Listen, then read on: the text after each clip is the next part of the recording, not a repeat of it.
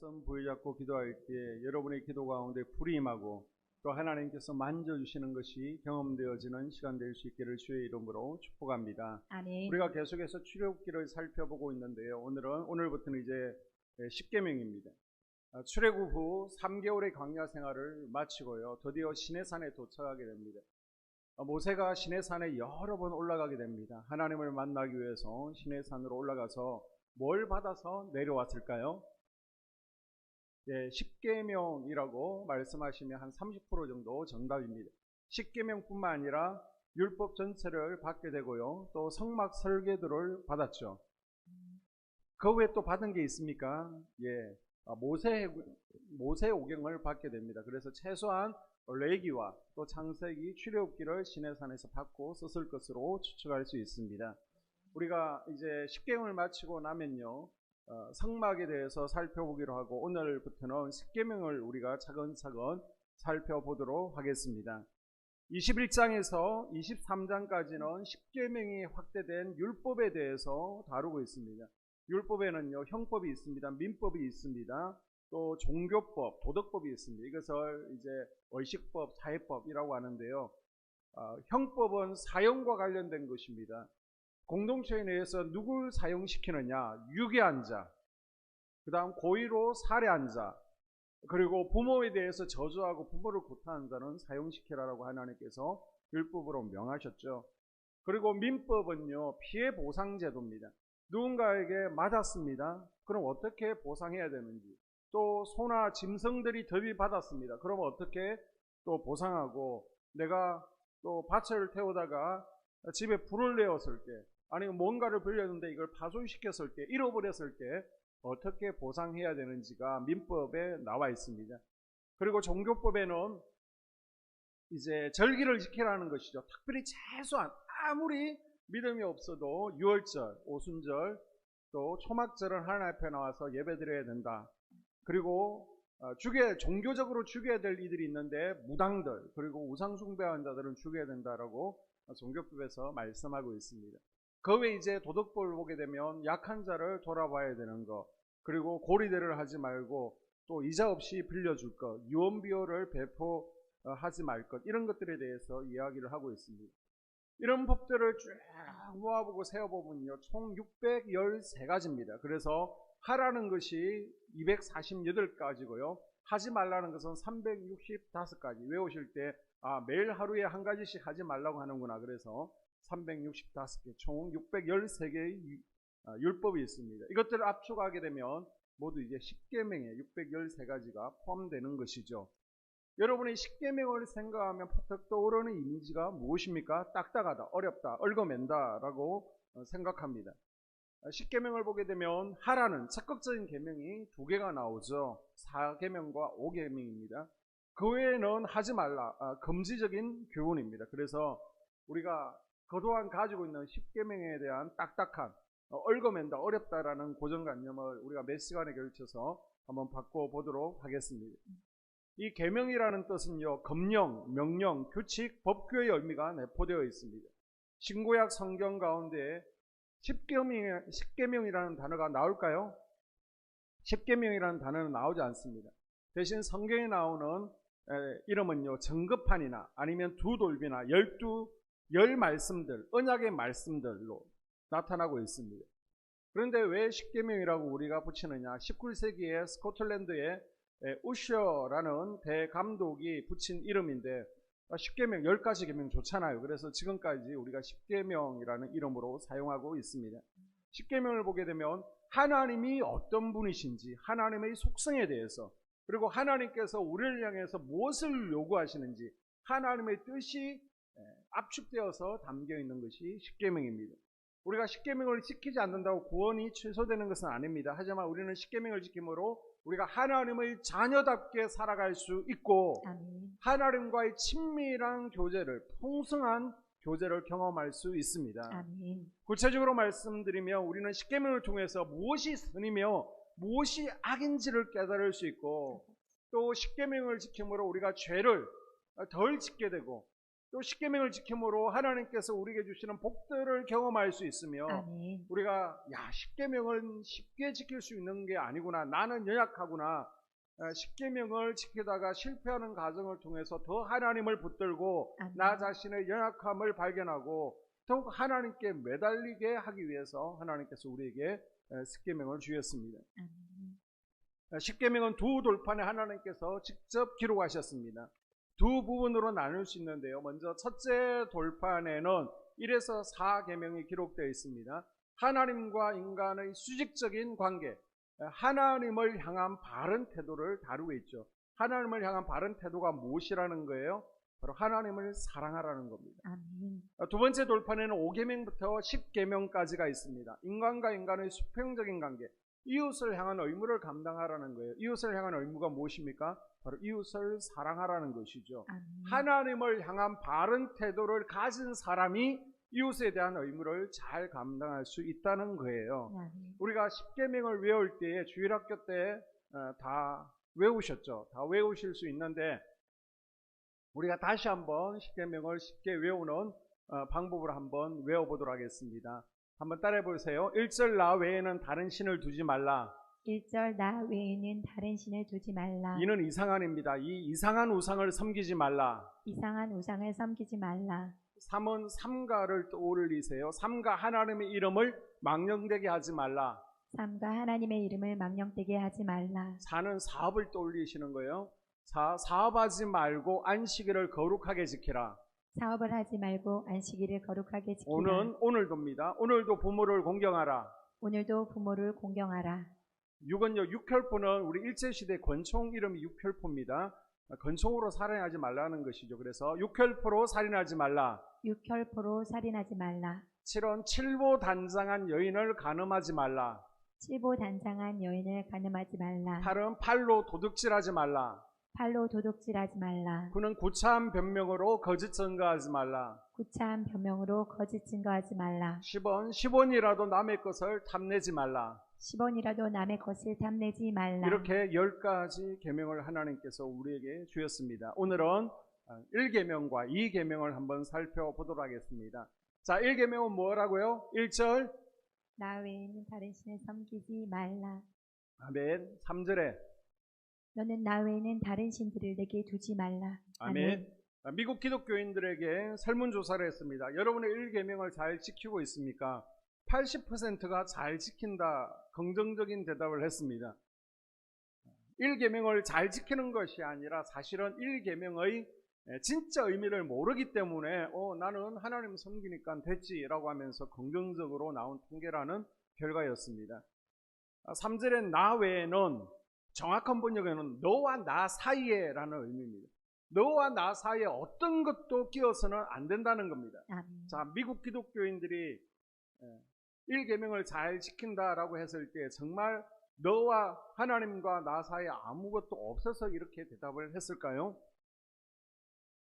광야에서는 하나님과 이스라엘 백성들 사이에 끼어들 만한 것이 없었습니다. 하나님만 바라볼 수밖에 없었어요. 진공 상태입니다. 그러나 가나안 땅은 이제 더 이상 진공 상태가 아니죠.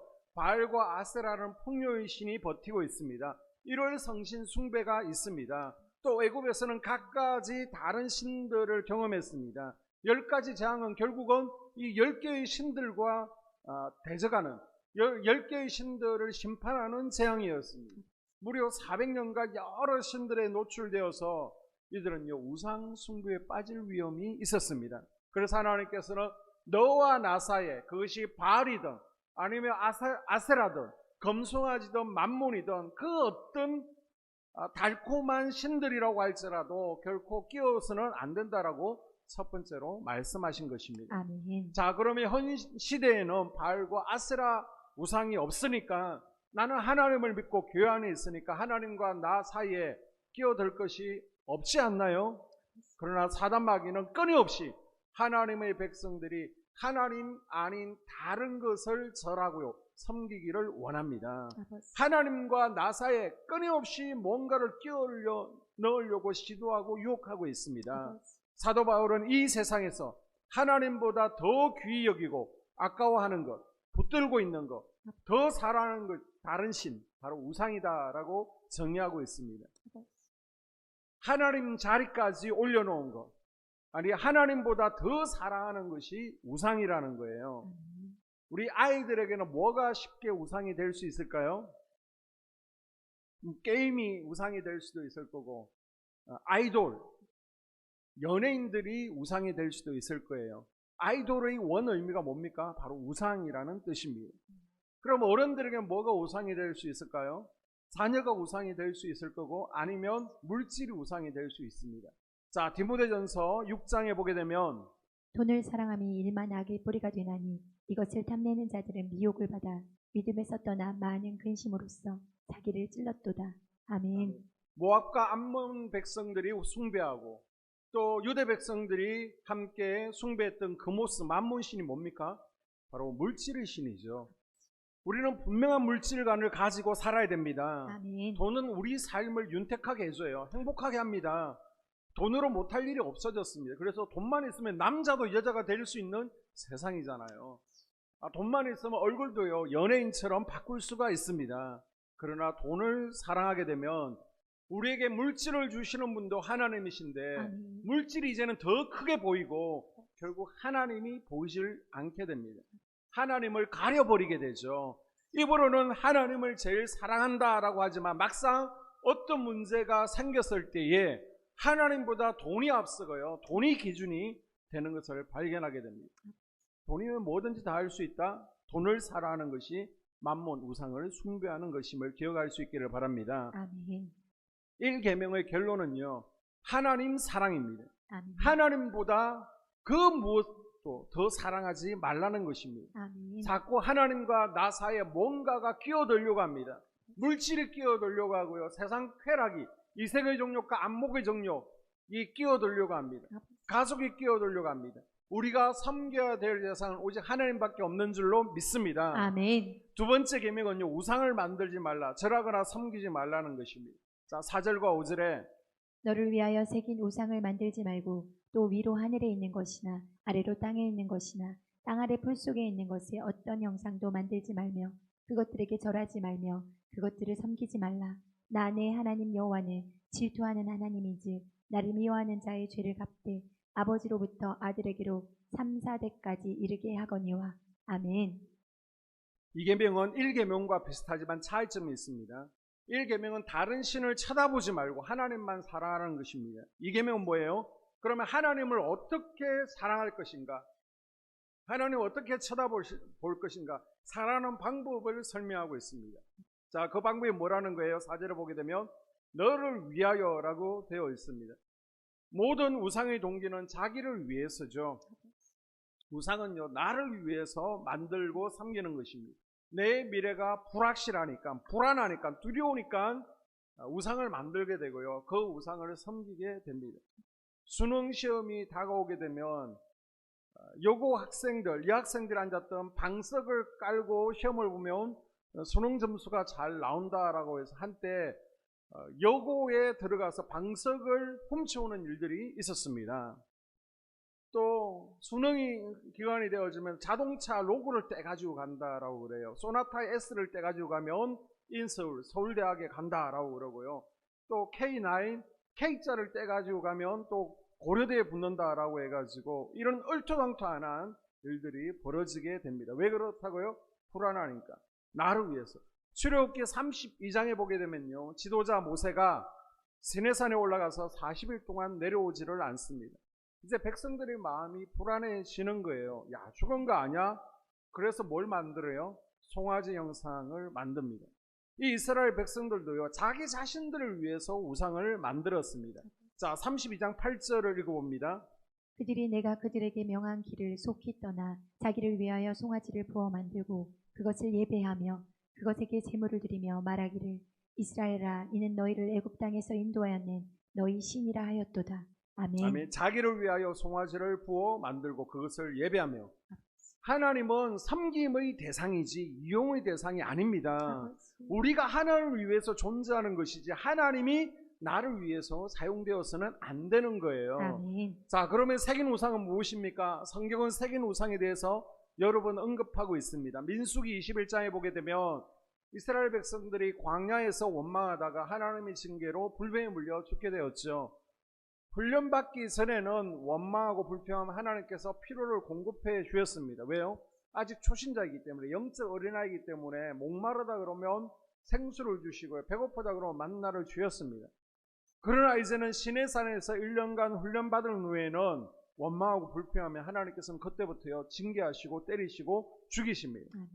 그때 그들은 하나님께서 모세에게 말씀하신 그대로 장대 위에 불뱀을 만들어 매달아 놓고 그 노뱀을 쳐다봄으로 다시 살 수 있는 자비를 베풀어 주었습니다. 이것이 민수기 21장에 나와 있죠.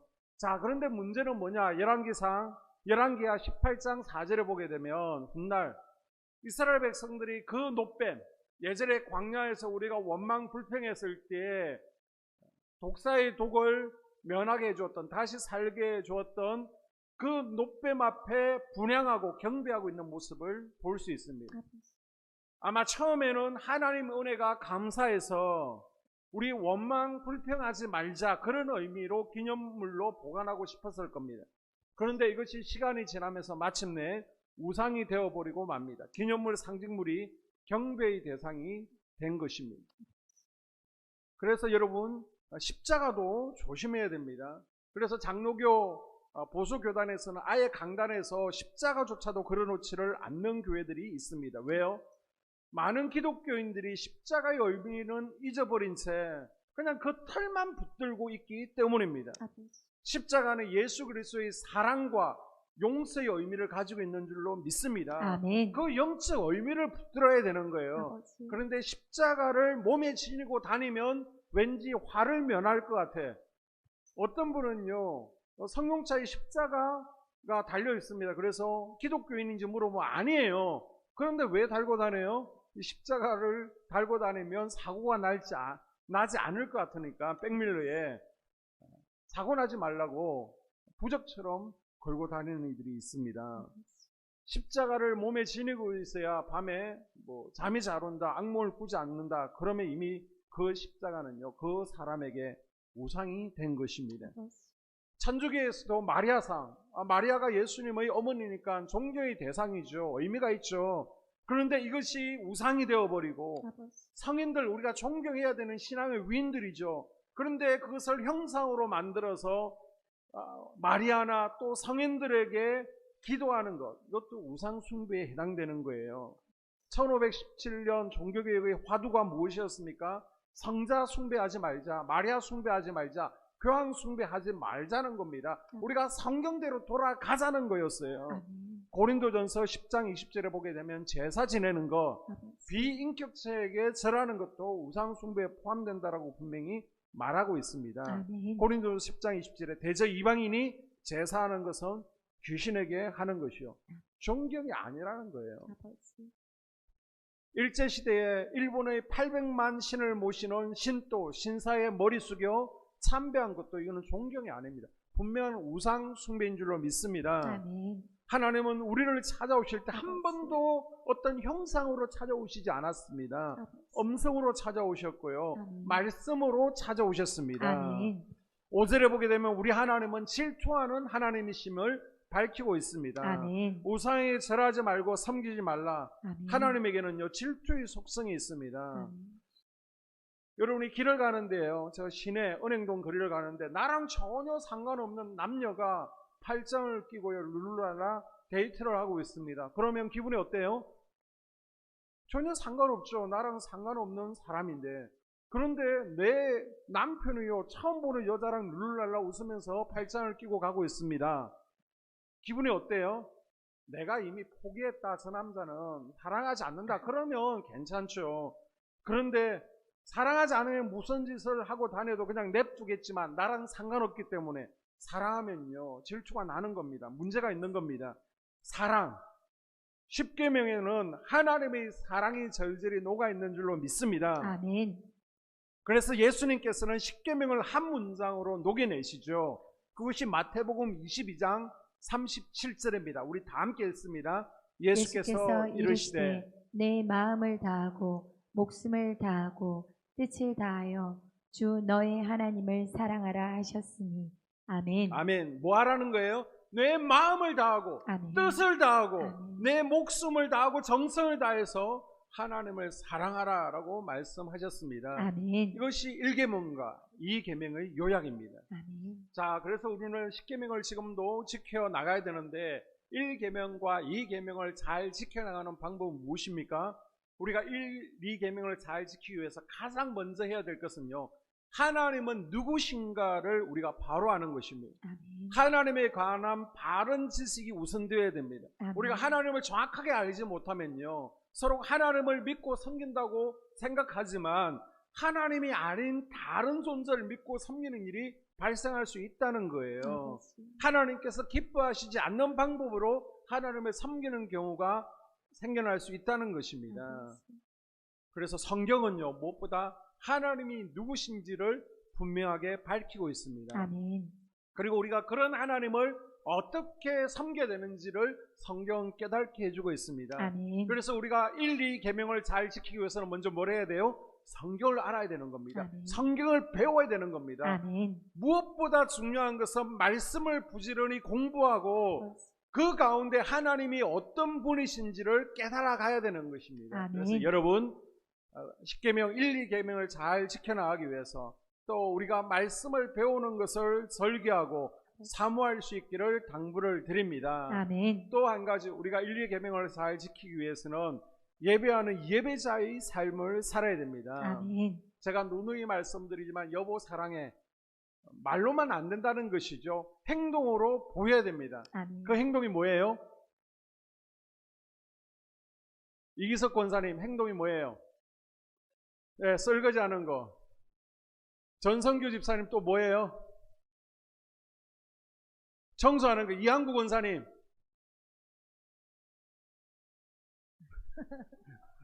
말만 해도 통하시죠? 권사님네는. 네. 행동으로 보여야 됩니다. 아멘. 하나님 사랑해요. 우리 이것을 무엇으로 표현할 수 있다는 거예요? 먼저는 성전을 사랑함으로, 그리스도의 몸인 성전 사랑하지 않으면서, 가까이 하지 않으면서 하나님 사랑해요. 이건 말장난치는 거예요. 그리고 또 한 가지가 뭐라는 거예요? 하나님을 예배하는 겁니다. 아멘. 1계명은 예배의 대상이 누구라고요? 하나님을 우리에게 가르쳐주고 있습니다. 아멘. 사도 바울은 로마서 1장에서 타락한 인간은 끊임없이 피조물을 신으로 숭배하려는 성향이 있다라고 분명히 밝히고 있습니다. 우리는 뭔가 섬김의 대상을 찾는다는 거예요. 하나님을 섬기지 않으면 당연히 세상과 우상을 섬기게 된다는 거예요. 여러분, 하나님을 섬길 수 있기를 바랍니다. 아멘. 하나님만 사랑하고 하나님만 예배할 수 있기를 바랍니다. 아멘. 그래서 우리는 이 1, 2계명을 잘 지키기 위해서는 어떤 삶이 되어야 된다는 거예요? 예배의 삶이 되어야 되는 겁니다. 아멘. 공예배를 회복하십시오. 아멘. 금요 성령 집회에 참석하십시오. 아멘. 수요 예배에 참석하십시오. 아멘. 그리고 2계명은요, 예배의 방법을 가르쳐 주고 있습니다. 참 예배자가 되어라는 겁니다. 아멘. 습관적인 예배자가 아니라 아버지. 성공하는 예배자가 되라는 거예요. 아멘. 여러분, 예배 형식 순수가 중요한 게 아닙니다. 아버지. 예배 순서에 이것은 포함되어야 돼. 그게 성경 어디에 나오고 있습니까? 중요한 것은 하나님이 받으시는 예배를 드려야 됩니다. 아멘. 내 예배에 불이 내려지는 예배자가 되어야 되는 거예요. 아멘. 다니엘서 3장 5절과 6절에 금신상에게 절하라. 누구든지 엎드려 절하지 아니하는 자는 즉시 맹렬히 타는 풀무불에 던져 넣으리라 하였더라. 아멘. 아멘. 하나님 우상을 섬기지 말라라고 분명히 말씀하십니다. 그런데 우리의 대적 사단 마귀는 뭐라고 유혹해요? 안 섬기면 죽는다는 거예요. 아버지. 야, 바벨론 같은 세상에 살아갈 때 너희들이 타협하지 않으면, 함께 하나님과 세상을 섬기지 않으면 살 수 없다는 거예요. 함께 섬기라는 것입니다. 영국이라는 나라 위에 가게 되면 스코틀랜드라는 작은 나라가 있죠. 이 스코틀랜드 장로교 창시자 존 낙스가 담임한 교회가 에든버러에 있습니다. 이 교회 마당에 가게 되면요, 몇 군데 마당에 화면에 보시는 것처럼 십자가로 표시해 놓은 곳이 있습니다. 이게 뭐냐? 로마 카톨릭의 신앙에 거부하는 개신교도들이 화형을 당해 죽은 장소입니다. 나는 우상 숭배하지 않겠다. 나는 마리아 숭배, 나는 성자 숭배, 교황 숭배 반대한다. 신앙을 지키다가요 순교한 자리가 바로 이 교회 마당에 가면 바로 근데 있습니다. 그리고 또 근처에 가게 되면 개신교도들 약 2,000명이 함께 화형당한, 순교당한 감옥이 있습니다. 로마 카톨릭은 스코틀랜드에서 가정 예배를 금지했죠. 목사들을 추방하고 죽였습니다. 그러면서 영국 국왕은요 개신교도들을 이 감옥에 잡아 가두게 됩니다. 교회 그레이 프라이스라는 교회 안방에다가 감옥을 만들게 되는데요. 이 감옥은 특징이 있습니다. 문이 없어요. 지붕이 없습니다. 그러니까 언제든지 마음만 먹으면 나올 수 있습니다. 뭐 담도 훌쩍 넘을 수 있습니다. 성인 키 정도밖에 되지 않으니까. 자, 이런 지붕이 없는 감옥에서 추위를 견뎌야 됩니다. 여름이 얼마나 덥습니까? 더위를 견뎌야 됩니다. 굶주림을 견뎌야 됩니다. 심지어 어린 자녀들도 함께 있습니다. 자, 그러면서 이 로마 카톨릭은 마리아 숭배 아니야. 교황 숭배, 우상 숭배 아니야. 마리아와 교황을 통해서 구원받을 수 있다. 입으로만 고백해. 그러면 얼마든지 나올 수 있다는 거예요. 그래서 일부러 감옥 문을 만들지 않습니다. 지붕도 만들지 않았습니다. 누구든지 우리의 신앙에 동참하는 이들은 나오라는 겁니다. 너희들이 말하는 그 신앙, 유일한 하나님만을 섬겨야 된다는 그 신앙 포기하면 살려주겠다는 겁니다. 자, 어떻게 되었을까요? 결국 그곳에 갇혔던 신앙인들은요, 한 명도 빠짐없이 단 한 명도 나오지 않고요, 기쁘게 순교를 하게 됩니다. 몇 년의 생명 연장하기 위해서 우상 숭배에 동참할 수 없다는 겁니다. 이런 결단으로 이들은 우상 숭배를 단호하게 거절했습니다. 여러분, 21세기를 살아가는 우리 개신교도인들에게 있어서 우리 그리스도인들에게 교황 숭배는 뭘까요? 지금 나에게 해당되는 마리아 숭배는 뭐가 있을까요? 우리는 지금 교회라는 곳에 모여 있습니다. 문이 자유롭게 열려 있어요. 지붕도 열려 있습니다. 끊임없이 저 세상은 우리를 유혹하고 있습니다. 해유하고 있습니다. 세상으로 나와라. 너희들이 교회에만 있을 수 있느냐? 교회와 저 바벨론 문화를 동시에 섬겨야 된다. 야, 돈이 더 좋지 않냐? 나와라. 여러분은 어떻게 하시겠습니까? 오직 이곳만이 하나님을 섬길 곳이다 버티겠습니까? 아니면 그래, 지금 세상 문화에 동화돼야지, 우상을 함께 섬겨야지 뛰쳐나가시겠습니까?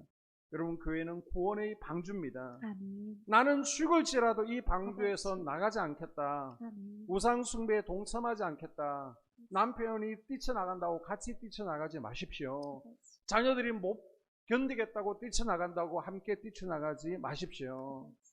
나는 죽을지라도 이 방주에서 나가지 않겠다 결단할 수 있는 우리가 될 수 있기를 주님의 이름으로 당부드립니다. 아멘. 기도합니다. 하나님.